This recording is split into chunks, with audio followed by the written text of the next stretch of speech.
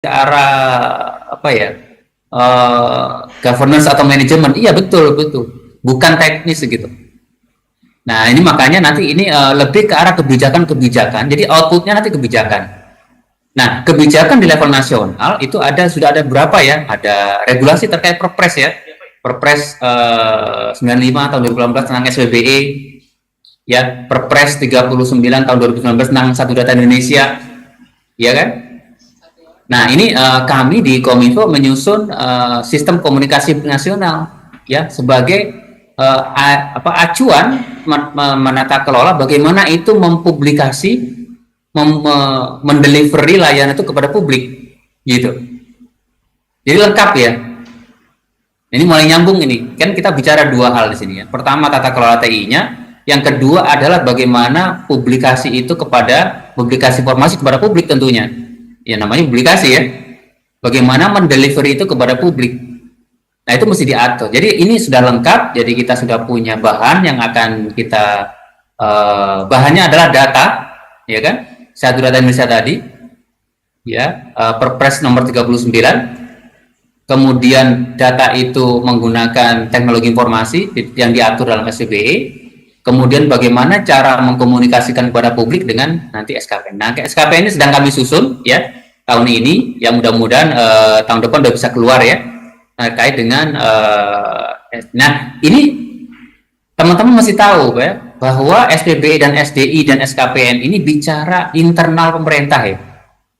Kesepakatan yang kita sepakati ini ya, kebijakan yang kita sepakati seperti apa, standar yang akan kita gunakan dalam rangka melayani publik tadi.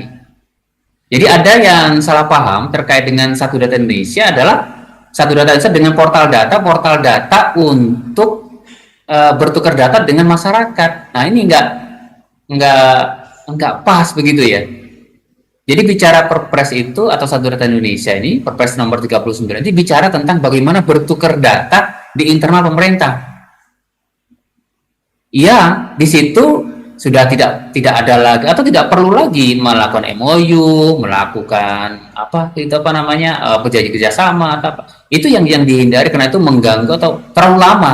User experience-nya akan sangat-sangat jelek ya kalau proses pengembangan itu terlalu lama, gitu ya. Minta fitur ini lama ya, karena datanya masih belum bisa berbagi pakai, harus mengupdate perjanjian kerjasama dulu, terlalu lama gitu ya.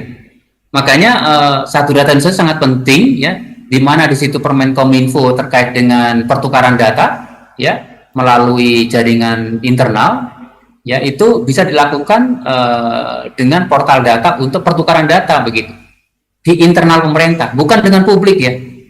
Nah, ini mungkin teman-teman mesti memahami ini. Jadi kalau misalnya ada kesalahpahaman, ya, karena ini aturannya adalah regulasinya dalam bentuk peraturan presiden, jadi SPBE, SDI, ataupun nanti terkait dengan SKPN itu bicara mengatur internal pemerintah, gitu. Bagaimana kita melakukan pertukaran dalam rangka apa? Dalam rangka memang untuk mendelivery layanan ke publik nantinya ya. Nah, di SKPN sendiri dan juga dengan undang-undang KIP, Keterbukaan Informasi Publik, itulah mendeliverynya itu, publikasinya itu. Ya, nanti saya kasih contoh bagaimana publikasi melalui PPID. Ada dua ya contohnya ya, PPID dan website. Ya, di mana kita memang dua hal ini menjadi sangat-sangat penting dalam melakukan publikasi maupun menata kelola TI. Di mana posisi-posisi itu, ya. Jadi di dalam sebuah kita mengembangkan layanan itu pasti ada dua sisi tadi yang saling terhubung gitu ya. Jadi yang pertama adalah tentang pengelolaan sistem, yang kedua adalah dari pengelolaan konten ya atau datanya ya, dengan cara mendeliverynya ya gitu. Baik, next slide. Ini mudah-mudahan keterkaitan regulasi ini sangat-sangat penting gitu ya. Nah, ini contoh yang pertama ya. Contoh pertama terkait dengan user experience ya. Ya, dalam rangka mendelivery layanan informasi atau ada permohonan informasi ya, dalam undang-undang KIP kan gitu ya, untuk mohon informasi. Mungkin teman-teman pernah melayani ini ya, PPID atau punya aplikasi sendiri ya di PPID-nya. Nah, ppid.bps.go.id atau dari ppid kota Bogor.go.id begitu ya. Nah, ini kita tetap mementingkan adalah user experience tadi. Ya, ini kita mulai praktekin. Ini contoh untuk prakteknya ya. Bagaimana kita ada beberapa aturan tadi. Pertama tentu a key user experience. Orang mencari, meminta informasi publik begitu ya, ingin dilayani. Ya, ingin dilayani ya mudah, cepat gitu ya.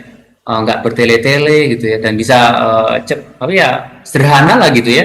Nah, tapi kan tidak demikian yang terjadi ketika nasional ini masing-masing instansi memiliki aplikasi berbeda-beda ya, PPID yang masing-masing, akhirnya user juga bingung ya.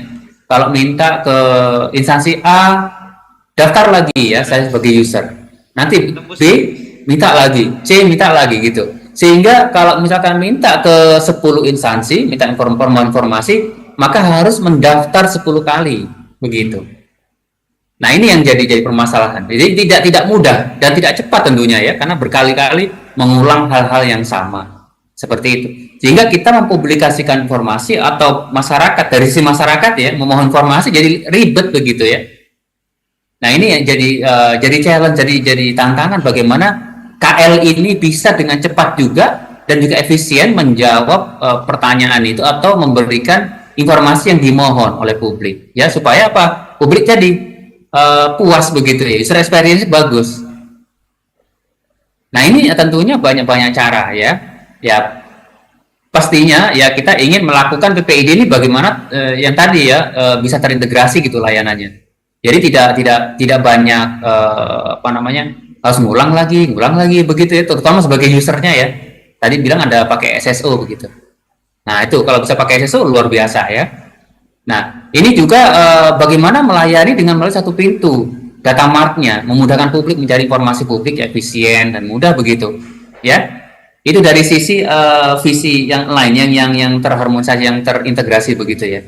Kemudian banyak lagi konsep-konsep yang mesti kita berikan untuk konsep yang sifatnya mendelivery atau mempublikasi informasi melalui apa? Melalui marketplace, metadatanya itu dibuka begitu ya, metadata. Ya, bukan informasinya tapi metadatanya gitu. Oh ya, informasi ini ceritanya publik begitu, maka ini saya ini kan ya kan. Kemudian ada remindernya, reminder engine untuk update progres ke publik gitu. Kemudian bisa diakses dengan multi platform ya. Ya kan, bisa lewat web, bisa lewat mobile begitu ya.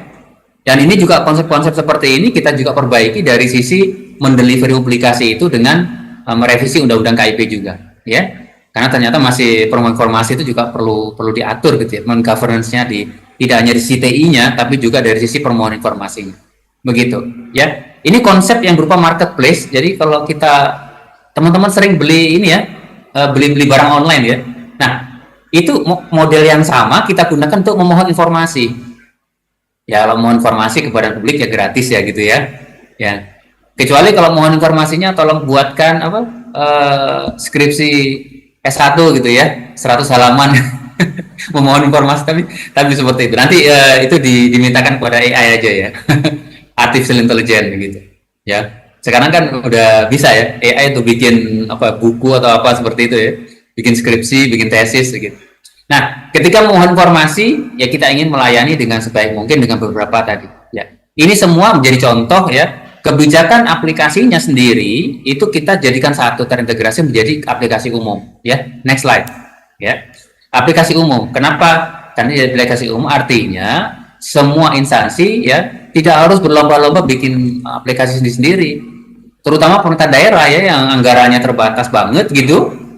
Kalau bikin aplikasi, maintain, DevOps ya, develop operation kayak gitu, aduh mahalnya ya, mahal sekali. Makanya mereka udahlah pakai aplikasi umum aja, berbagi pakai begitu ya. Nah, di sini bisa dilihat ini tayangannya di info.go.id ya. Mungkin teman-teman bisa lihat di info.go.id, bisa diklik ya. Itu adalah aplikasi umum untuk permohonan informasi. Jadi bagaimana memaplikasikan ya lewat info.go.id, sehingga daftarnya jadi satu. Ini semua direktori dari kementerian lembaga ada ya. Jadi bisa diintegrasikan satu persatu. Memang belum semua, tapi ini secara bertahap bisa dilakukan. Ya, next slide. Ya, dari mendekati info.go.id. Nah, ini contohnya ya. Jadi informasi-informasi yang sudah diupload itu bisa dilihat ya lewat search engine. Nah, ini penggunaan mesin pencari ini lebih penting. Kenapa? Ya supaya kita harus berinovasi ya sebelum masyarakat itu memohon lewat halaman PID, ya kan? Kalau lewat PID kan lama ya, bisa sampai 30 hari menurut aturan yang ada. Itu juga nanti secara regulasi nanti kita akan turunkan jadi 15 hari gitu. Tapi kalau memang sudah ada di mesin pencari bisa dilihat, kenapa nggak diunduh saja? Ini bagaimana mempublikasikan informasi lebih lebih cepat gitu lewat info.go.id atau lewat PID dari informasi yang layanan di bawah semua di instansi masing-masing ya. Dan juga cara mencarinya ya.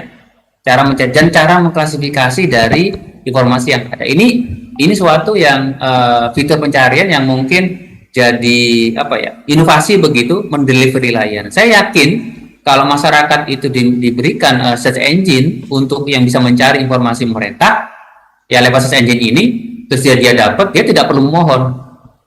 Nah, dengan tidak memohon itu dia lebih cepat tentunya ya, lebih cepat dan bisa mandiri begitu ya, tidak perlu login dulu, tidak perlu, langsung aja. Jadi halaman depan seperti ini itu fitur pencariannya langsung muncul ya, kayak Google aja. Idenya seperti itu, jadi search engine-nya seperti itu ya. Baik, lanjut. Itu tadi fitur pencarian ya. Nah, kita coba dengan contoh yang lain ya, next slide. Terkait dengan website instansi. Oke ya. Jadi teman-teman yang selain dengan menggunakan WPID, ada website instansi ya.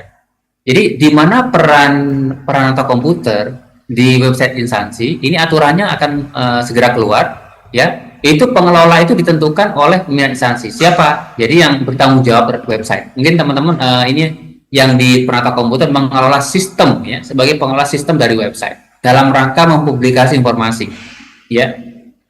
Jadi kalau tadi lewat PID satu caranya begitu, maka ini website.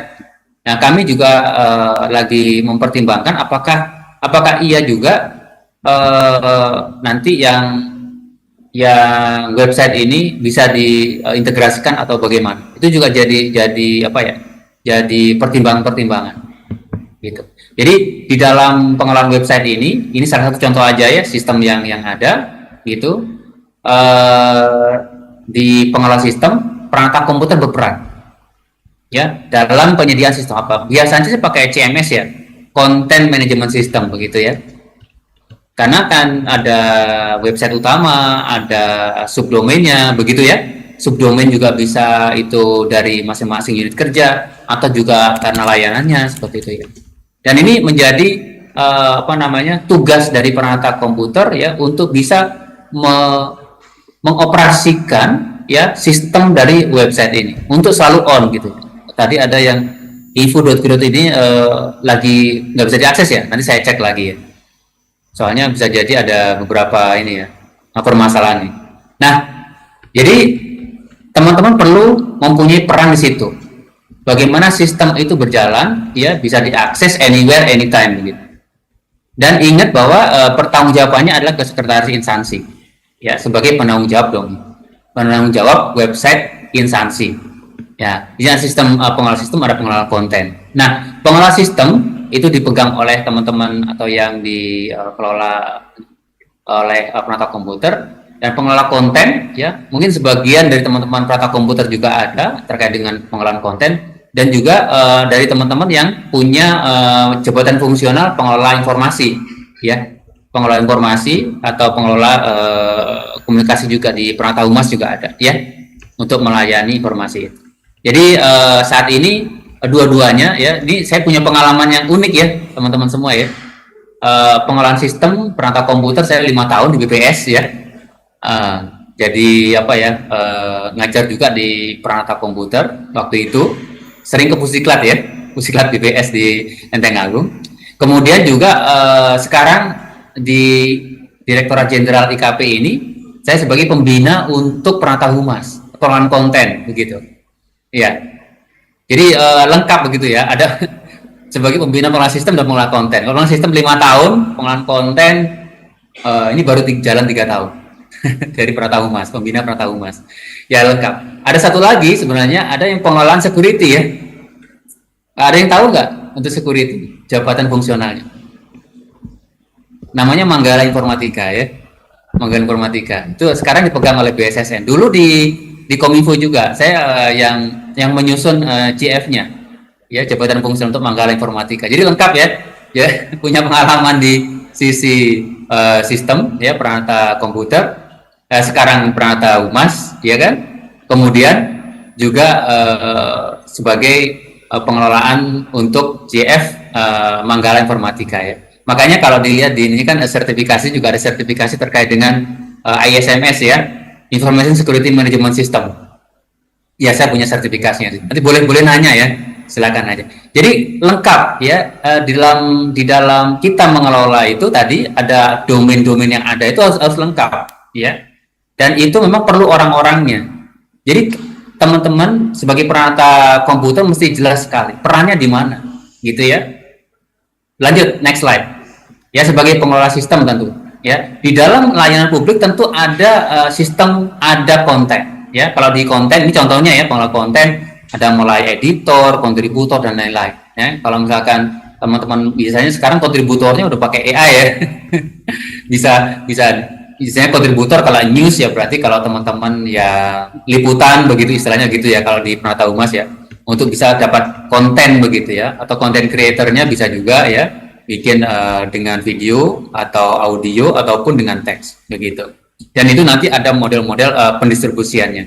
Jadi teman-teman semua kita mempunyai peran-peran yang berbeda, tetapi ya peran-peran itu untuk bisa tadi ya melayani publik dengan user experience tadi, ya. Dan bagaimana sebaik mungkin. Tentunya sistem yang bagus adalah sistem yang ke arah sana, yang mempunyai user experience. Bukan karena canggihnya ya, bukan karena mahalnya atau bukan karena kesulitannya, bukan ya. Bisa jadi teknologi-teknologi sederhana, sistem yang sederhana itu lebih mudah digunakan oleh user. Ya, biasanya ya kan kalau misalkan teknologi yang lebih canggih ya, asal benar gitu desainnya juga akan lebih mudah gitu itu biasanya. Tapi juga tidak selalu ya, tidak selalu. Makanya kita lihat juga bagaimana meliterasi masyarakat ini menggunakan sistemnya juga. Makanya di instansi perlu ada itu ya meliterasi aplikasinya. Bagaimana user itu menggunakan aplikasi yang kita menggunakan layanannya yang ada di instansi tersebut. Demikian ya ini sebagai diskusi awal gitu untuk bisa tanya jawab sampai jam 30 menit ke depan. Demikian terima kasih. Ya. Saya kembalikan ke MC. Ya. Tes. Terima kasih Pak untuk paparannya. Jadi experience ya, Bapak berkali-kali menyebutkan user experience ya. Bocoran data ya. Ya, jadi user experience supaya yang kita buat itu dilakukan bisa bermanfaat penuh. Jadi semua yang kita lakukan bisa dimanfaatkan oleh pengguna dengan baik. Tadi Bapak sudah menyampaikan dengan teknologi digital saat ini banyak di mobile ya, kemudian mobile, cloud, kemudian ada Internet of Things, kemudian yang terakhir ada AI. Oke, tanpa perpanjang waktu lagi, kalau saya buka sesi pertanyaan, kita buat 2 pertanyaan terlebih dahulu. Saya tanya teman-teman yang offline terlebih dahulu. Teman-teman, ada yang ingin bertanya? Oke, satu lagi, 2, oke. Saya mulai dari yang dekat dulu ya Mas ya. Nah, perkenalkan nama dan asal instansi Mas. Oh, suruh maju aja. Oke, maju aja. Siap, biar Bapak bisa lihat. Maju Mas. Yang tadi siapa Mas? Ya, setuju maju ya. Biar kelihatan. Nah, wajahnya kelihatan. Hadiah sudah disiapkan sama Mas Kuro. Nanti hadiah pertama ada satu buah handphone, mereknya Nocoin. Nanti ada kulkas juga, tapi tutupnya gorden. Sini Mas. Ayo sini. Perkenalkan nama dan asal instansi. Kemudian itu aja. Monggo. Baik, bismillahirrahmanirrahim. Assalamualaikum warahmatullahi wabarakatuh. Waalaikumsalam. Perkenalkan Pak Hashim, nama saya Marzan dari Disperindak Provinsi Jawa Barat. Disperindak. Angkatan 7. Menarik Pak yang disampaikan Bapak. Namun seperti ini Pak, saya terakhir barangkali mengingat arahan Pak Presiden terkait dengan transformasi digital. Kaitannya dengan INA digital Pak.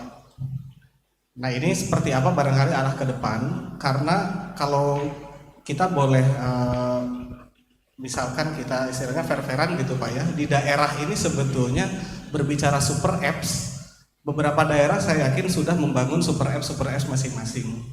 Katakanlah seperti Jabar misalkan, mereka istilahnya Jabar itu kami memiliki platform yang namanya Sapa Warga. Nah ini barangkali ke depan seperti apa arah kebijakannya, kaitan dengan barangkali nanti INA digital ini akan menjadi kebijakan nasional. Itu Pak barangkali pertanyaannya. Terima kasih. Izin bertanya Pak, nama saya Adat Hussein Lubis dari Dijen Kekayaan Negara Kemenkeu. Pertanyaan saya itu terkait tadi kan penekanannya banyak di user experience Pak. Tapi kan di salah satu sisi juga ada namanya keamanan informasi kan. Itu kan kalau nggak salah di audit keamanan informasi itu kan ada yang 27.001 2013 sama yang perubahannya 27.001 2022. Itu kan perbedaannya itu kalau dia yang 2013 kan mencakup keamanan informasi secara umum gitu kan. Tapi yang 2022 itu ada data privacy sama cyber security gitu. Di antara data privacy sama keamanan informasi ini kan kayak ada yang poin yang bertolak belakangnya gitu Pak. Iya Pak. Jadi kan kalau keamanan informasi itu kan kita bagaimana bisa menahan informasi itu selama mungkin Pak. Tapi kan di data privacy ini itu kan juga nggak mungkin gitu kan. Terus saya pernah baca juga itu ada di buku antitrust monopoli gitu kan. Jadi dibahas di situ bahwasanya salah satu yang membuat kesulitan dari keamanan informasi itu anggarannya itu memang kayak sengaja dibuat sedikit gitu kan, alokasi sedikit. Kalau di Amerika nih kan, terus berarti kan dari satu sisi itu keamanan informasi itu data privacy itu kan ada apa ya? Ada kepentingan bahwasanya ada kepentingan monopoli di situ, ada kepentingan monopoli supaya apa ya? Jangan terlalu banyak dialokasikan untuk menjaga privasi data gitu kan. Kalau di Indonesia sendiri untuk kebijakan privacy data itu kan tadi kan ada monopoli teknologi kan sebagaimana kita ketahui kan dari Amerika atau apa gitu kan Pak, banyaknya gitu. Kalau di Indonesia untuk menanggapi itu kira-kira seperti apa ya Pak? Terima kasih Mas. Saya coba sampaikan sedikit Pak ya pertanyaan dari teman-teman tadi. Dari Mas yang Jawa Barat terkait dengan INA digital, kebijakannya ke depan itu seperti apa? Karena mungkin beberapa daerah sudah memiliki super apps ya, seperti kayak tadi Jawa Barat punya Sapa Warga. Kemudian yang dari tadi Mas Kemenkeu ya, Mas Kemenkeu tadi nanya terkait dengan SMKI ya, SMKI 2013 dan SMKI 2022 itu kan ada revisi ya. Yang di SMKI 2022 sudah ada terkait dengan cyber, kemudian ada terkait dengan keamanan. Nah, mungkin boleh dijelaskan sedikit Pak terkait dengan PDP kali ya, perlindungan data pribadi terkait dengan arah dari kebijakan SMKI 2022, apakah diutamakannya keamanan, karena keamanan mungkin terbalik dengan kenyamanan Mas ya. Jadi gimana progresnya? Terima kasih Pak. Ya, terima kasih pertanyaannya. Pertama dari Mas Marzan ya, dari Disperindak Provinsi Jawa Barat ya, terkait dengan INA digital ya, kebijakan super apps begitu ya. Jadi di dalam roadmap ya, ini kaitan dengan yang udah ada gimana? Pertanyaan mungkin begitu ya. Mau ada super apps nasional, kemudian di daerah-daerah ini dan juga di Kementerian Lembaga sudah ada juga begitu ya. Pertanyaannya gimana caranya nanti jadi satunya begitu, ya kan? Ya, ini jangan khawatir ya. Di dalam kebijakan SBY sendiri bahwa kebijakan untuk melakukan integrasi atau melakukan dengan aplikasi umum itu memang bertahap gitu. Nah, ini digunakan untuk teman-teman atau instansi yang memang urgen begitu ya, tidak punya anggaran, tidak punya orang, tidak punya sumber daya begitu untuk mengembangkan sendiri, untuk mengoperasikan sendiri gitu. Jadi ada berapa? KL ada berapa? 70-an ya, atau 80-an begitu ya. D-nya ada berapa daerahnya? Ada 500-an. Jadi tidak usah khawatir. Kalau Jawa Barat sementara mau sementara mau dengan Sapa Warga ya silakan begitu ya. Nanti sampai pada akhirnya teknologi untuk bertukar datanya udah canggih, ya kan? Sehingga bisa secara real time untuk bisa bertukar data, sehingga tidak ada lagi itu istilahnya kesulitan untuk berbagi pakai data begitu. Nah, kalau Sapa Warga sendiri gimana? Nah, memang dari sisi nasional harus bisa tuh apa ya, membuat istilahnya apa, co-branding begitu ya. Jadi landing page-nya itu berbeda, tapi engine-nya sama begitu. Ya, itu challenge-nya di situ. Jadi yang info.go.id ya kami memang akan menggunakan ke sana bagaimana melayani masyarakat itu dengan seolah-olah itu punya apa ya, bisa dibuat branding sendiri-sendiri. Seolah-olah itu aplikasi yang apa ya, dengan landing page yang berbeda, dengan tampilan yang berbeda begitu. Tapi sebenarnya engine-nya sama. Ya, seperti itu ya ke depannya. Nah, untuk bisa dengan adanya super app dan lain-lain itu tentunya bertahap ya, nggak usah khawatir gitu. Jadi terus pantau ya bagaimana pengembangan aplikasi. Misal nanti contoh yang real nantinya, kalau misalkan pakai aplikasi umum ya, silakan nanti pakai aplikasi. Apakah pakai info.go.id atau mau pakai yang lain, itu bisa dilihat sejauh mana kemampuan masing-masing instansi untuk bisa mandiri ya kan, atau mau ikut bergabung. Nah ini, tapi aturannya udah jelas ya. Aturannya kita menuju ke sananya itu pasti jelas. Tapi kapan, di mana, ya, dan juga dengan syarat ketentuan apa untuk teman-teman bisa gabung. Tapi yang jelas ya sekarang adalah kita lihat dari sisi IT-nya ya. Coba kita lihat teman-teman yang di perangkat komputer. Ada namanya Infrastructure as a Service, IaaS. Sekarang teman-teman punya server sendiri nggak? Atau sudah tergabung dengan PDN? Ya, Pusat Nasional. Ngapain kita beli mahal-mahal ya, sewa mahal-mahal ya terkait dengan infrastruktur? Kalau infrastrukturnya sudah ada, itu dari IaaS. Yang kedua, lebih tingkat lagi adalah PaaS, ya, Platform as a Service. Kalau sudah ada platform-platform yang sama, yang sudah disediakan secara nasional, ya, ya kita ngapain mengulang lagi? Istilahnya, jangan sampai kita reinventing the wheel ya, mengerjakan hal yang sama, padahal orang lain sudah, itu akan mengganggu kecepatan dalam kita mengembangkan aplikasi, begitu kan? Yang ketiga adalah software as a service. Ya, jadi kalau misalkan nanti sudah ada super app, sudah dalam bentuk software, ngapain kita nanti bikin, apalagi bikin baru ya, mempertahankan yang sudah ada. Oke, kalau memang masih ingin bertahan, silakan. Tapi sampai kapan? 2 tahun lagi, 3 tahun lagi gitu. Itu mesti roadmap-nya ke arah sana. Ikuti dengan program-program nasional sehingga integrasi dari sisi infrastruktur, integrasi di level platform, integrasi di level software itu bisa dilakukan. Kalau software itu kebijakannya namanya aplikasi umum, gitu. Nah, jadi kita tidak apa istilahnya ya, timing dan lain-lain itu nanti disesuaikan dengan kondisi yang ada. Tapi juga saya setuju bahwa terutama Pemda ya ingin mempunyai istilahnya tadi ya branding sendiri begitu. Nah, ini juga di level super apps bisa nggak seperti itu, ya kan? Bisa nggak ada aplikasi umum yang juga menyediakan apa ya istilahnya ya, bungkus ya atau tampilan yang berbeda, tampilan yang bisa diatur oleh masing-masing instansi, begitu ya? Saya setuju. Jadi memang harus ada dua pihak ini. Dari satu sisi Pemda juga tetap ya apa ya, merencanakan untuk melakukan apa integrasi tadi ya dengan aplikasi umum, ya kan? Atau dengan infrastruktur. Ada tiga tahapan ya. Mengintegrasikan infrastruktur, ya, atau dari level platform, ya, atau software, begitu ya. Ataupun data juga, ya, bertukar data juga bisa ya, melalui pertukaran data tadi. Oke, itu yang dari Mas Marzan ya, di Sperindak. Berikutnya yang kedua terkait dengan dari Mas Husen Lubis dari Kemenku ya. Jadi terkait dengan pertanyaan ini dari sisi keamanan informasi, ya kan? Kemudian di situ ada data, kok sepertinya bertolak belakang ya antara data privacy dan keamanan informasi secara umum. Apalagi tadi ada 20.001 ya, di versi 2013 dengan versi yang terbaru ada dua domain yang berbeda ya. Terkait dengan apa tadi data privasinya ada, cyber security-nya juga ada dua hal yang baru. Tapi sebenarnya itu adalah domain yang mesti dikendalikan, ya kan? Tapi cara pengendaliannya itu juga di dalam standar di 27.001 itu dengan SMKI peraturan Menteri nomor berapa ya, nomor 6 tahun 2000, nomor 4 tahun 2016 ya.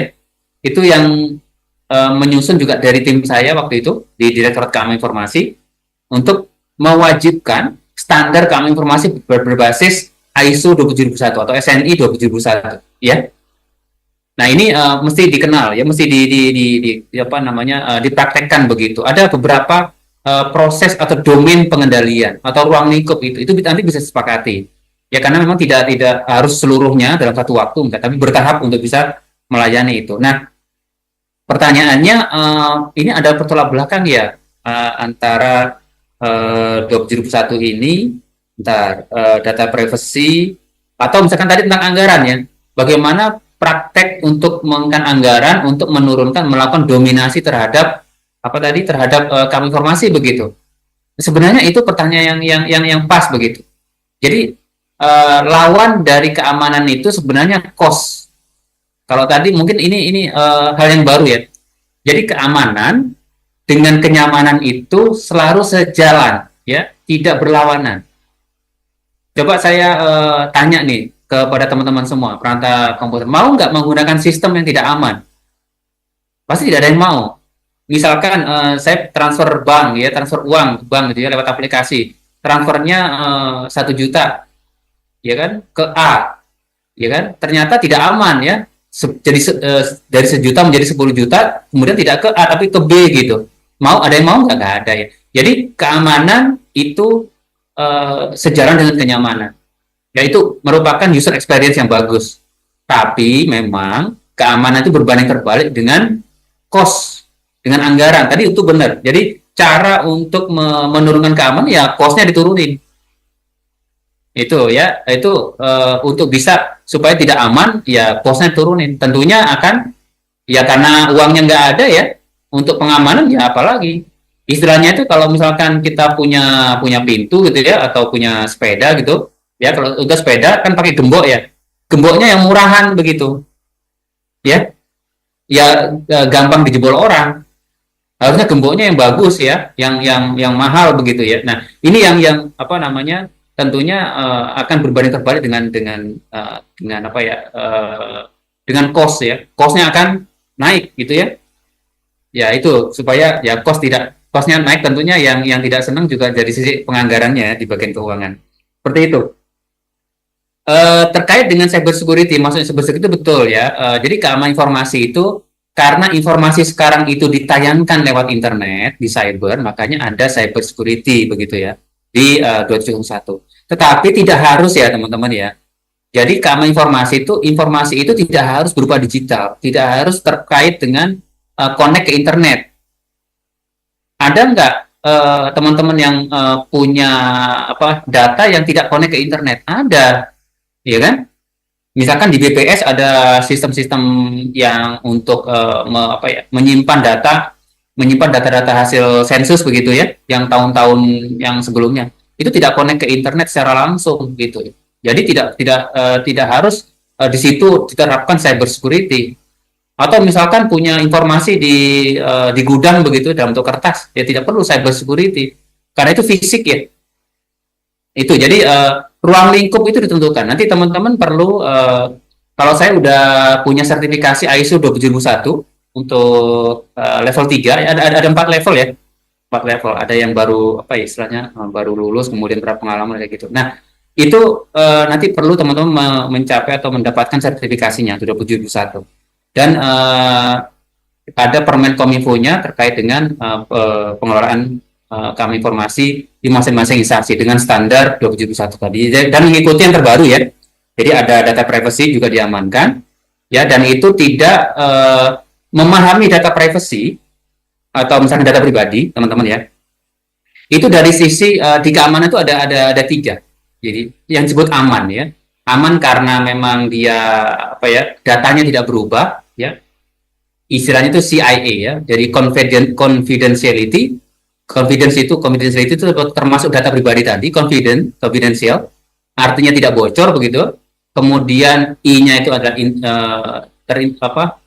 integrity-nya, jadi tidak bertambah atau tidak berkurang. Kan kalau informasi nambah kurang repot juga ya. Ya, sama availability itu juga keamanan ya. Jadi makanya kalau layanannya ada yang down up nggak jelas begitu, itu user experience-nya nggak bagus. Jadi keamanan itu kalau keamanannya bagus pasti user experience-nya bagus begitu ya. Karena CIA tadi ya, confidentiality, integrity sama availability. Begitu cara memahaminya, sehingga tidak ada bertolak belakang antara perlindungan data pribadi dengan keamanan. Itu saling apa ya, sinkron begitu ya, dalam proses pengelolaannya maupun dari proses regulasinya. Demikian, terima kasih. Lanjut. Ada berapa orang yang sudah Terima kasih Pak. raise hand? Kita ke Zoom Pak ya, tadi sudah Siap. onsite. Untuk Zoom kita ke pertanyaan, ada yang sudah raise hand. Pertama kali ada Mas Rian Nur Adi, kemudian yang kedua ada Ibu Deviani Novita. Kami persilahkan kepada Mas Rian terlebih dahulu.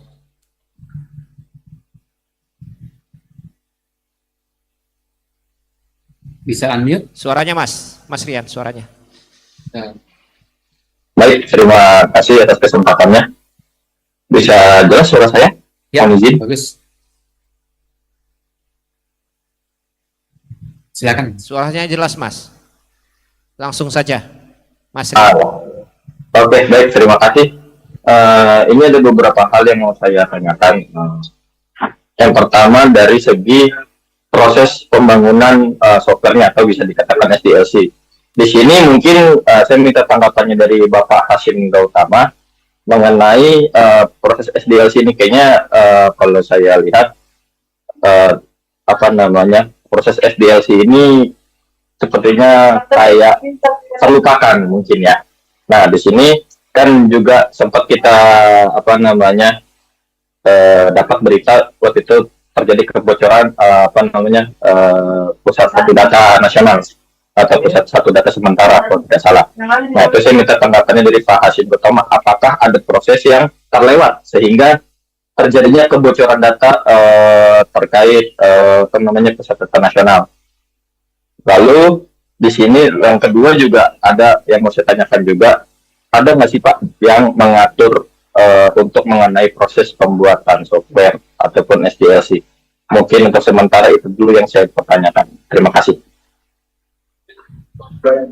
Baik, terima kasih. Selanjutnya ke Mbak. Langsung aja Mbak. Ke Mbak Deviani. Silakan Mbak Devi. Mbak Deviani. Mbak Deviani, monggo Mbak Deviani. Ya. Bisa unmute? Sudah, suaranya sudah terdengar. Ya, terdengar. Kedengaran. Terima kasih Pak. Pak Hasyim, mohon izin bertanya. Hanya sama, saya juga menambahkan saja dari beberapa paparan tadi agak tertinggal nih. Mungkin terkait aplikasi ya. Saya juga di Dinas Kominfo kebetulan di bagian PPID juga.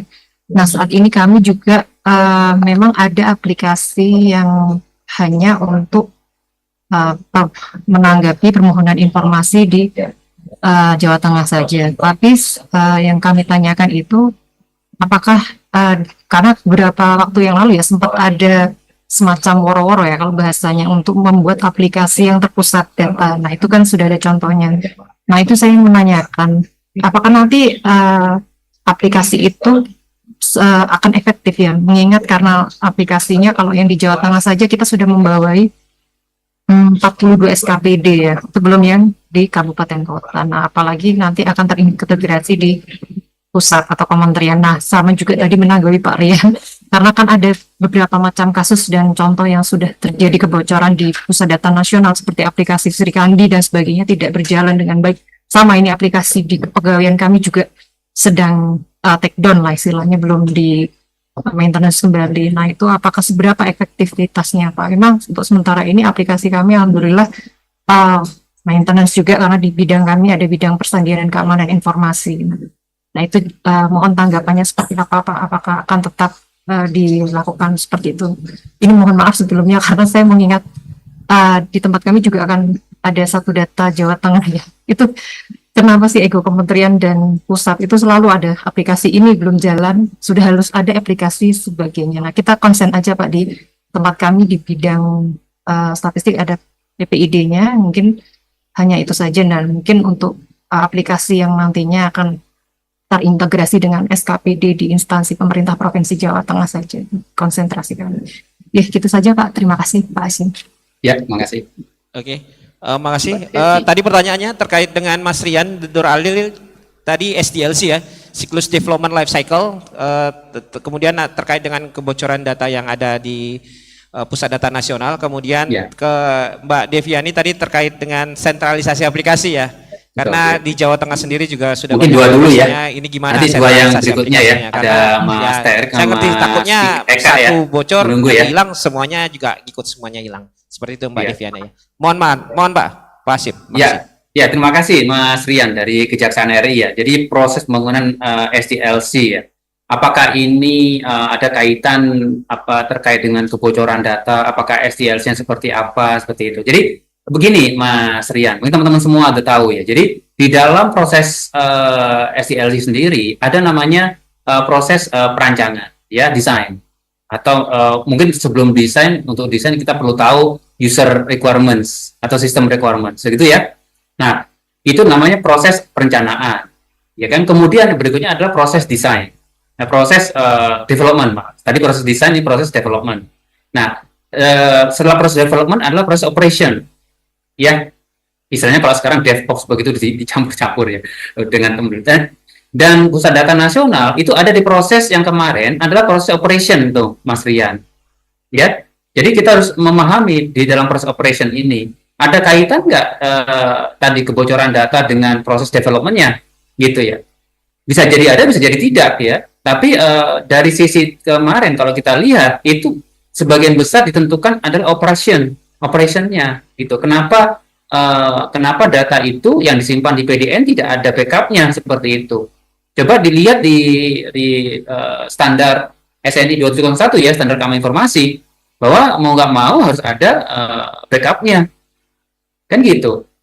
Tapi pertanyaannya kenapa nggak di backup? Atau backup-nya nggak ada, kenapa gitu ya? Ya ini saya punya sedikit ini ya, waktu saya kerja di BPS pernah juga itu ada, meskipun sudah dilakukan backup juga mesti hati-hati juga backupnya sesuai standar atau tidak ya. Jadi pernah ada pimpinan datang gitu ya ke tempat saya waktu saya di BPS gitu, kemudian nanya, Pak, ini saya laptop saya kena virus gitu. Oh iya, datanya, aduh saya buru-buru nih, gimana bisa nggak di recovery? Oh bisa Pak, coba lihat Pak gitu. Bapak punya backupnya nggak gitu? Ada gitu backupnya. Di mana Pak? Backup saya di laptop itu juga gitu ya. Jadi sebenarnya melakukan backup iya, tapi backupnya di situ juga ya sama. Jadi perlu bagaimana melakukan proses backupan waktu operation itu juga harus sesuai standar begitu. Jadi kebocoran seperti ini itu ada di tahapan operation ya. Setelah itu ada lagi proses re-engineering lagi ya untuk bisa melalui proses SDLC itu. Nah, itu tidak usah saya terangkan di sini ya. Itu mungkin nanti di perangkat komputer udah sering-sering diulang-ulang gitu proses SDLC. Tapi itu proses manajerialnya ya, atau strategi development-nya begitu. Jadi kalau tata kelola itu di atasnya lagi ya teman-teman ya, bukan di situnya. Itu namanya proses manajemen.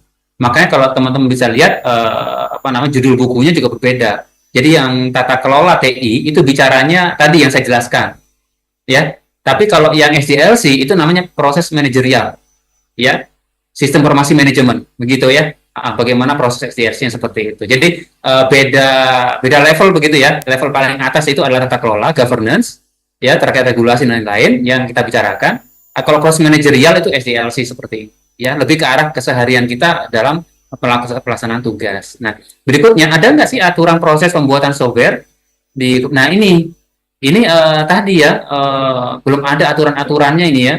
Mungkin setahu saya sih belum ya, saya sudah tidak lagi di direktorat yang terkait ini di di Direktorat Jenderal Aptika di Kominfo. Jadi selama ini sepengetahuan saya ini belum ada ini proses standarisasi pembuatan softwarenya ya.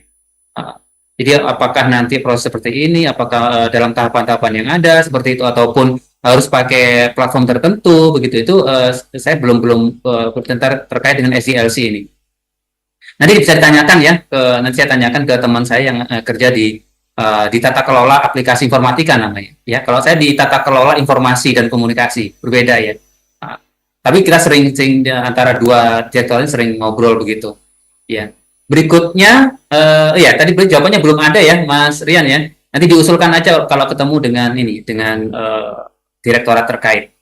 Yang berikutnya kedua dari Mbak Deviani dari Provinsi Jawa Tengah ya, tentang aplikasi ya, menanggapi permohonan informasi datang ya sudah ada. Apakah nanti efektif ya kalau misalkan dengan aplikasi yang sifatnya aplikasi umum tadi gitu ya? Kan sudah ada nih, seperti contoh info.go.id, kan sudah ada aplikasi PPID ya di Jawa Tengah, bahkan sudah membawa 40-an SKPD begitu ya. Nah ini, jadi begini cara pikirnya. Jadi kalau misalkan teman-teman di instansi yang sudah established, istilahnya begitu ya, kita sebut established, Jawa Barat, saya ngobrol dengan, kalau Jawa Tengah dengan Bu Rina ya, sering ketemu saya dengan Bu Rina ngobrol begitu. Bagaimana Pak Hasim, apa harus begini? Enggak lah Bu, pokoknya Ibu jalan dulu aja gitu ya, dengan aplikasi yang sudah ada. Ya nanti kalau mau melakukan integrasi harus bilang-bilang dulu jauh-jauh hari ya. Apakah sudah siap, nanti ada syarat dan ketentuan yang memang harus dipenuhi dulu. Ya, kalau itu nggak dipenuhi, ya malah nanti layanannya yang down, gitu ya. Ya kita nggak ingin. Justru tadi, jadi user experience itu yang kita tentukan, ya, bukan karena lebih canggih, bukan karena ini enggak, gitu ya. User experience itu nanti kita hitung-hitung. Ketika nanti instansi ibu bapak semua udah siap, gitu ya. Ya misalkan ambil cut off misalkan tanggal 1 Januari 2025 gitu ya. Kita rencanakan, tapi ngomongnya dari sekarang. Jangan nanti pas akhir tahun baru ngomong gitu. Karena perlu perencanaan kan, istilahnya ada yang proses migrasi, mungkin proses persiapannya, proses orang-orangnya juga ya.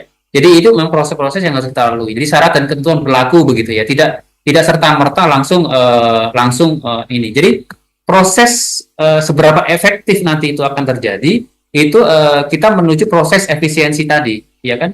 Dengan tidak adanya dengan semakin sedikitnya aplikasi, ya tentunya tidak dalam jangka waktu sebulan ya, enggak ya? Kan kita tahu ada sekian ribu aplikasi yang ada. Kalau aplikasi PPID berarti sekian ratus ya. Itu kita pelan-pelan aja. Ya, terutama bagi ibu bapak yang di Pemda yang merasakan, aduh kayaknya kami udah nyerah deh gitu ya. Kayaknya kami udah nggak bisa lagi, sayang uangnya ya untuk bisa mengoperasikan aplikasi sendiri begitu. Nah, di situ mulai pikir-pikir, ya kan, daripada dibelanjain untuk ini, kenapa nggak kita untuk biaya training aja gitu ya, biaya rapat gitu, daripada buang mahal-mahal ratusan juta ya. Nah itu, jadi nanti suatu saat pasti itu akan mencapai titik kulminasi itu, di mana Pemda harus menentukan kira-kira tahun depan saya harus pindah nggak gitu ya. Kalau memang masih belum, oke, tahun depannya lagi. Nah kita akan selalu memperbaiki kira-kira faktor apa yang menjadikan tidak bisa gabung gitu. Jadi itu dulu biasakan saya tanyakan, ya kan. Nah terkait dengan misalkan aplikasi Sri Kandi yang down kayak gitu, itu bukan karena kebijakan integrasinya yang masalah, bukan, tapi adalah proses kualitas manajemen operasional SDLC tadi, yang tadi Mas Rian ya, di fase operasional. Jadi bukan kebijakan di tata kelolanya tadi, bukan. Jadi kita harus membedakan, bisa membedakan nggak teman-teman? Masalahnya di kebijakannya atau di manajerialnya, di manajemen kesehariannya, itu harus bisa. Jadi perlu. Jadi kalau contoh tadi di kebocoran pusat data nasional sementara ya dengan aplikasi yang ada, itu bukan di level kebijakan, tapi itu di level karena memang operasionalnya nggak dijalankan kok ya. Backupnya udah jelas, seharusnya dijalankan gitu. Kalau backupnya dijalankan sebenarnya nggak gitu sampai berminggu-minggu ya. Nah jadi kita harus bisa membedakan dari sisi waktu, terutama itu. Jadi kalau misalkan itu proses itu dijalankan dengan waktu yang lama gitu ya, kebijakan misalkan dalam waktu setahun 2 tahun, karena kebijakan biasanya di tata kelola. Tapi kalau itu keseharian yang dijalankan, kalau backup kan keseharian ya. Dulu waktu di BPS ada beberapa sistem yang tiap hari di backup ya, diferensial backup begitu. Nah ini sama ini. Jadi kalau misalkan nanti di Jawa Tengah gitu ya, dengan proses tadi kalau misalkan ada aplikasi umum yang tidak berjalan dengan itu, bukan kebijakannya yang salah, kebijakan tata kelolanya bukan, tapi memang operasionalnya yang levelnya nggak bagus gitu, kualitasnya nggak bagus. Harusnya kan kualitasnya itu bisa istilahnya service level agreement gitu ya, SLA. Jadi SLA-nya mau berapa nih? Mau 99%, 97% atau 98% begitu ya. Iya, SLI-nya ini yang kualitas dari operasional layanan, bukan dari sisi tata kelolanya. Baik, itu. Makasih. Lanjut, ada 2 lagi ya. Halo Pak, mau nanya, Bapak waktunya sudah selesai atau gimana? Ya, bisa lanjut, silakan. Masih bisa? Ya, 2 lagi ya, Mas Tarik sama Mas Eka nih. Terakhir ya, berarti saya buka 1 di offline, 1 yang Zoom Pak ya. Baik, teman-teman yang offline, saya buka 1 pertanyaan. Oke, tapi sebelumnya kalau ada wanita, boleh saya wanita dulu? Emansipasi pertanyaan juga di sini. Wanitanya ada yang mau nanya? Wanitanya? Oke, kalau nggak ada, monggo Mas. Sini. Kemudian kalau yang online, onlinenya siapa Mas? Siapa nih? Ada 2 nih online. Kepri ya. Yang pertama Kepri ya. Langsung aja Mas. Ya. Oh iya. Oke. Mari Mas. Nama dan asal Kepri. instansi. Kemenak Kepri ya. Ya. Lanjut Mas ya. Terima kasih Pak Hasim. Mohon izin Niko Rivaldo dari BNPB Pak. Mas Niko, BNPB. Lanjut. Jadi saya menarik tadi ada pengen izin mengutip tadi Pak statement Bapak. Di situ saya tertarik dengan bertukar dan berbagi data antar instansi tanpa menggunakan MOU lagi. Nah, kurang lebih tadi seperti itu yang saya dengar Pak. Nah, Betul, ya. permasalahannya kan adalah yang terjadi selama ini apa-apa kalau ada pertukaran data kan harus ada MOU dan kita sendiri pun juga akan melaksanakan salah satunya dengan Kemendesa terkait data Destana namanya Pak program kita, Desa Tangguh Bencana. Jadi ketangguhan apapun yang dilakukan oleh Kemendesa setidaknya kita juga jadi memperkaya datanya itu sendiri Pak untuk asesmennya.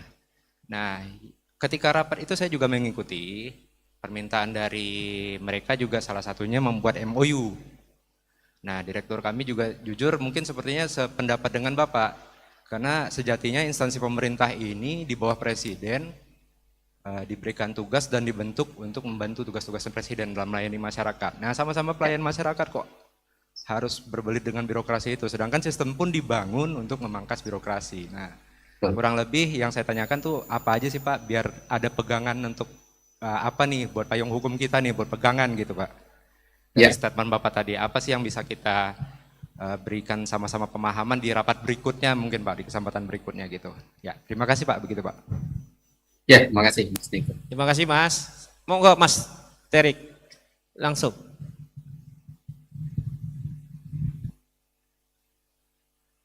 Mas Terik, Kemenak Kepri, lanjut, silakan. Unmute dulu Mas. Oke. Ya. Assalamualaikum warahmatullahi wabarakatuh, Mas Waalaikumsalam. Afi Hashim. Saya tertarik dengan topik yang judulnya adalah perangkat komputer ya. Itu yang saya ingin saya tanyakan sekarang itu betul-betul peranan komputer pada saat sekarang ini gimana nih Mas Hashim? Dalam hal pengambil kebijakan terkait SPB di instansi atau di kantor mereka. Karena kadang-kala kita ini dianggap kan sebagaimana pernah diungkap oleh Ketua BKN kita ini sekelas operator cuma kan. Dalam hal ini bagaimana untuk meningkatkan bargaining ini? Apakah dalam nanti ada aturan-aturan yang akan mendukung kegiatan Prakom tersebut bahwa betul-betul mereka bekerja dalam hal mengambil kebijakan? Karena kan memang maaf kata bukannya kita ini memang peranan komputer ini memang harus dilibatkan dalam hal setiap kebijakan. Apakah baik itu perencanaan pun dari hal perencanaan. Karena kebutuhan yang tahu kita. Terus kedua, sekarang gini, kita jujur saja bahwa peranan komputer saat sekarang ini itu perbedaan dari kemampuan beda-beda. Sekarang kita menginginkan adanya interoperabilitas terus antara keberlanjutan dari suatu sistem. Sekarang bagaimana kita memastikan bahwa antara tongkat estafet antara Prakom dengan Prakom lain itu berbeda. Itu maksud saya sekarang ini apalagi dengan ditambah dengan dukungan SKP yang tidak menuntut dari hal bukti kerja yang terkait dengan Prakom. Kok SKP sudah bernilai baik, sudah oke lanjut. Dan akhirnya tidak ada terjadi, maaf kata bukannya saya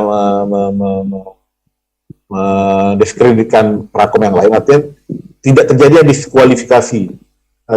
Evolusi alamnya tidak ada, jadi tetap jalan terus. Jadi artinya ketika suatu sistem sudah dibangun bagus, tapi ketika ketidak ada tongkat estafet, artinya kemampuan antara satu prakom dengan prakom lain itu berbeda ternyata. Artinya misalkan ada prakom yang lebih bagus hebatnya di desain, terus tapi ternyata dalam sekarang kan pimpinan kan tidak tahu tuh Mas Hashim bahwa ini ada perbedaan nih gitu loh. Nah sekarang kita kan dituntut, tapi dalam artian kita kalau memang ada standarisasinya, apa yang bisa dilakukan standarisasi oleh menjadi prakomnya, apa syaratnya? Mungkin dalam hal tes uji coba perekrutan pegawai mungkin di standarkan dalam hal ujian sekarang kan bersifat umum, tidak ada spesialisasi yang ada. Itu yang akan membuat terjadi ketika masuk prakom itu ternyata ekspektasi kita ternyata jauh gitu loh. Nah, seperti itu mungkin apakah Kominfo atau BPS membuat aturan baru terkait dengan ini kan terkait dengan SPBE juga. Seperti itu gitu. Karena memang kenyataannya memang ya seperti itulah Mas Hashim, bahwa kita bawa seperti dikatakan di awal tadi bahwa jumlah prakom 10.000, tapi kenyataannya mengerjakan proyek bukan prakom, tapi kita serahkan ke pihak ketiga. Kayak seperti itu. Oke, makasih Mas Hashim, terima kasih. Assalamualaikum warahmatullahi wabarakatuh. Assalamualaikum warahmatullahi wabarakatuh. Waalaikumsalam Baik, terima kasih. warahmatullahi wabarakatuh. Pak, Lanjut langsung ya, saja, Pak. soalnya nggak usah diresum, langsung Oke, jawab langsung ya. Pak ya. Maaf, Langsung. iya. Soalnya ini udah dipanggil. Baik, dari Mas Niko ya, dari BNPB ya, broker data. Tapi kok masih pakai MOU? Apa ya landasan hukumnya ya supaya tidak lagi pakai MOU begitu? Nah ini pertama ya. Pertama terkait dengan literasi tentang ada di Perpres 1 Data Indonesia di pasal 90 berapa gitu ya. Mohon maaf saya tidak tahu persis. Bahwa memang tidak ada MOU. Di situ ditulis tidak ada MOU, tidak ada PKS, letter luck, ya. Coba dicari di Google lah gitu ya. Jadi Mas Niko dicari. Kira-kira pasal nomor 90-an. Itu memang gunanya supaya tadi user experience itu berjalan bagus gitu ya, tidak pakai lama, tidak pakai ini kayak gitu ya. Nah, bedakan antara PKS yang sifatnya itu adalah ruang lingkup kerjasama ya dengan data ini. Itu beda ya. Jadi kalau ruang lingkup kerjasama silakan bikin PKS, kan memang ruang lingkupnya sudah beda-beda ya. Bisnis prosesnya kan banyak ya supaya tidak nyampur. Ini yang mana yang mau dikerjasamakan. Tapi kalau data tidak ya. Soalnya kalau datanya terus begitu nanti datanya nambah, datanya kurang, minta data itu MOU PKS-nya nanti setiap hari nanti diperbarui terus. Ya kan? Atau setiap bulan diperbarui terus gitu. Jadi nggak make sense begitu. Kalau ada PKS yang terus di-update tiap bulan begitu ya, nggak make sense karena perjanjiannya seperti itu. Karena di dalam pertukaran data itu bisa macam-macam datanya. Kalau datanya bentuknya berubah nanti beda lagi, nggak sesuai lagi dengan PKS. Makanya tidak. Tapi kalau PKS-nya itu ruang lingkup dari kerjasama, silakan aja. Ya kan biasanya kan PKS berlaku 3 tahun gitu ya. Biasanya juga diupdate setahun sekali. Jadi begitu ininya memahaminya. Jadi tidak ada lagi terkait dengan pertukaran data itu harus dengan MOU. Misalkan kita mau pakai pertukaran data pakai web service begitu ya, tidak perlu pakai MOU. Ya karena kenapa? Itu di dalam peraturan Menteri Kominfo ya terkait dengan pertukaran data itu nanti ada namanya portal data nasional. Disitulah pertukaran datanya berlangsung begitu ya untuk semua kementerian lembaga. Jadi tinggal bagaimana itu memang harus dibuktikan apakah memang ini relevan tidak ya permohonan pertukaran data itu. Tapi tidak perlu pertukaran data itu lalu dengan MOU lagi atau dengan PKS lagi. Di sisi level teknis ya, bukan ruang lingkup. Kalau ruang lingkup proses bisnis pastilah ya. Karena proses bisnis kan terlalu banyak begitu. Nggak mungkin itu nanti tidak dibatasi. Begitu ya Mas Niko ya.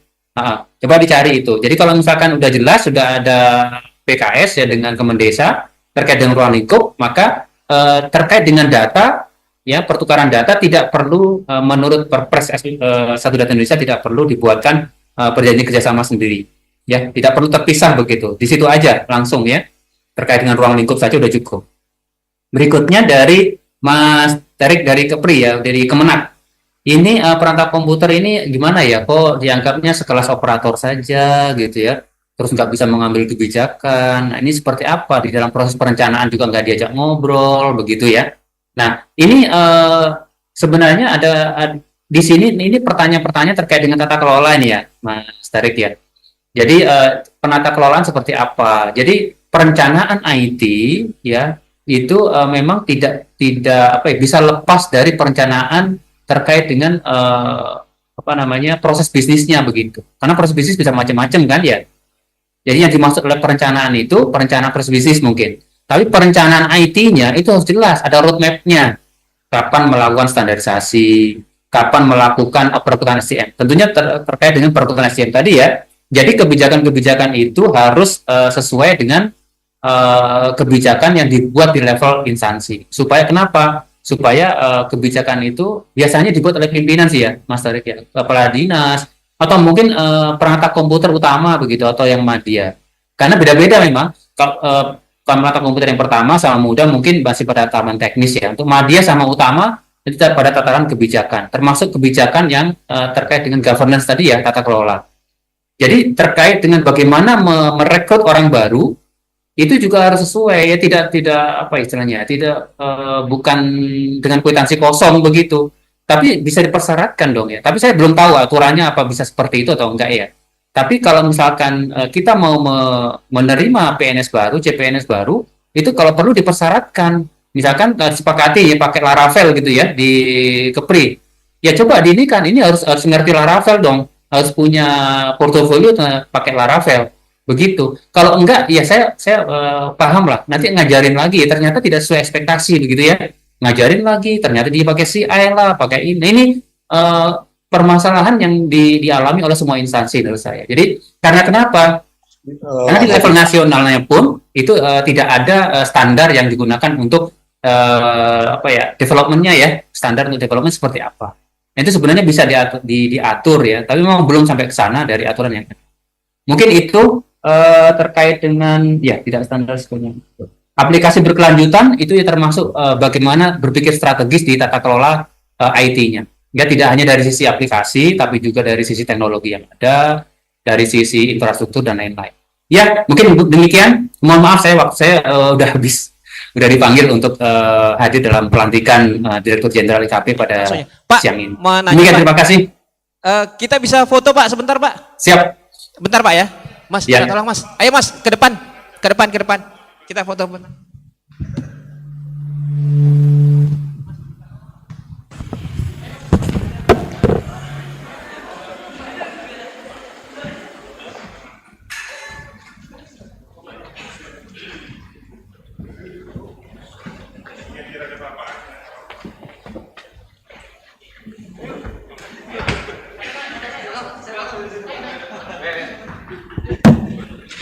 Ya Bapak Ibu bisa ke tengah ya, bisa ke tengah, kita akan berfoto karena Pak Hashim mau ada acara bentar lagi ya, bisa segera ya dilakukan.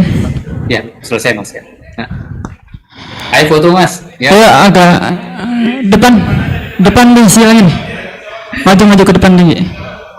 Di sini juga boleh ya, atau depan sini Mas Kuro, depan sini mau gimana atau Mas? Ya. Maju lagi. Bisa diatur ya. Ya boleh sini ya. Karena nggak kelihatan bahasanya. Yang online dulu juga boleh ya. Yang online nih bisa foto nih. Coba itu yang kameranya on itu. Ya. Ini bisa aja di depan. Ayo gantian yang cowok-cowoknya boleh. Cowok-cowoknya. Ya. Masih kosong depan nih, bisa dapat. Ya cowoknya duduk ya. Ya apa di langkah. Oke. Siap. Ayo 1. Ya. Kita mulai ya. Oke, formal dulu ya. Ya.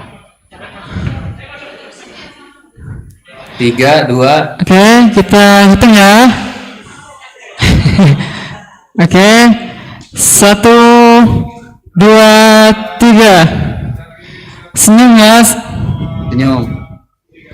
Oke, gaya apa Mas Kuro? Ya. Ambil mak ya. Kayak bebas. Oke, dalam hitungan 3, 2, 1. Belum. Oke, dalam hitungan 3, 2, 1. Senyum. Lagi 3, 2, 1. Oke, baik ya. Terima kasih banyak Pak Hashim. Ya, terima kasih semuanya, Mas. Sukses selalu ya. Ya, terima kasih Bapak. Terima kasih para Ya, saya peserta mau pamit. juga yang Ya, telah hadir di Zoom. Semoga dapat ilmu yang bermanfaat dari Pak Hashim ya. Ya, sama-sama. Assalamualaikum. Oke, terima kasih. Oke, udah Bu. Terima kasih teman-teman untuk sesi Zoom. Setelah ini apa lagi Bu? Monggo Bu.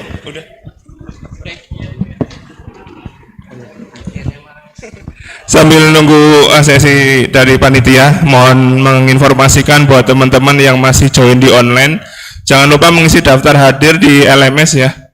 Jangan lupa mengisi hadir di LMS di s.id /ecov 07/2024. Sekali lagi absennya di LMS, tempat teman-teman mendapatkan akses linknya di s.id ecov 07/2024. Silahkan Bu Aya lanjutkan. Ya, terima kasih Mas Kuro dan Mas siapa tadi? Fahmi, ya luar biasa tadi ya Bapak Ibu ya. Tadi ada beberapa yang bertanya juga. Baik Bapak Ibu, untuk selanjutnya kita break dulu ya. Di situ sudah ada snack, kayaknya udah nggak sabar nih muka-mukanya. Kita break dan udah selesai untuk sesi pagi ini. Nanti dilanjutkan coaching ya. Coaching untuk Pak Davi itu jam 2 ya. Jam 2, Pak Dedi jam 2 juga ya? Ada yang Pak Dedi? Ya, Pak Dedi jam 2 ya Mas Hafiz? Ya, untuk lainnya jam 1 ya. Untuk ruangannya sudah ditulis di jadwal, ada yang lantai 3 turun 1 kali dan ada yang lantai ini. Nanti dicari aja, nanti di situ ada nama kamarnya, nama roomnya ya. Ada yang mau ditanyakan? Udah, oke, disilakan untuk mengambil snack di depan, sudah disediakan. Terima kasih.